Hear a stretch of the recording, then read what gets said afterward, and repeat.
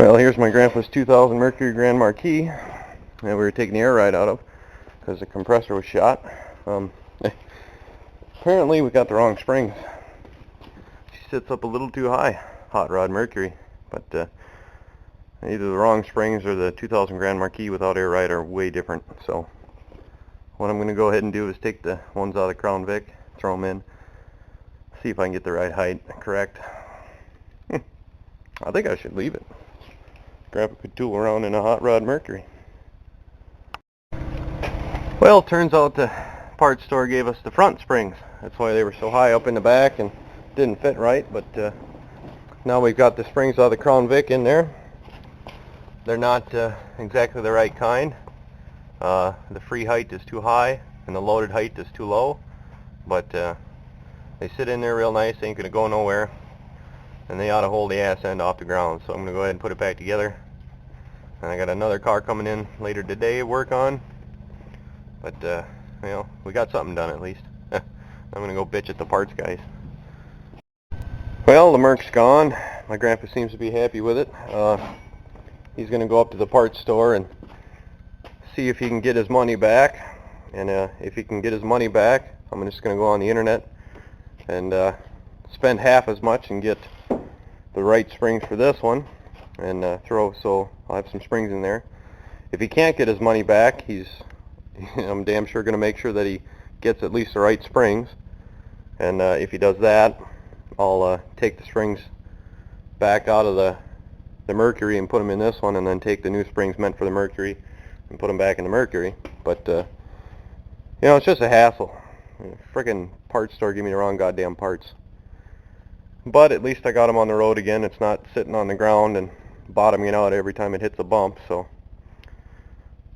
I got them down the road for now, at least. So this thing, again, up on jacks, undrivable.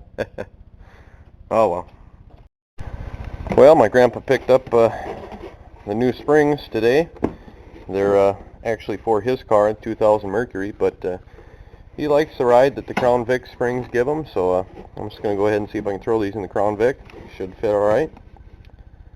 And I'll replace the shocks while I'm at it. I've had them rolling around in the trunk for a couple years and never put them in. And I figure it's a good time to do it, so I'll go ahead and do that. He also got me a free hat. So I guess this will be my nice going out hat, rather than the dirty ones I wear when I'm working. Well, it turns out the shocks I had in the trunk were not the right ones for this car. Maybe I bought them for the Granada. I don't remember, but they weren't the rear ones for this, which is fine because the shocks still work. It's just I noticed on the one on the left there, it was leaking a little bit, but yeah, I don't really care. So this is basically the setup we have down here. It was the same on the 2000.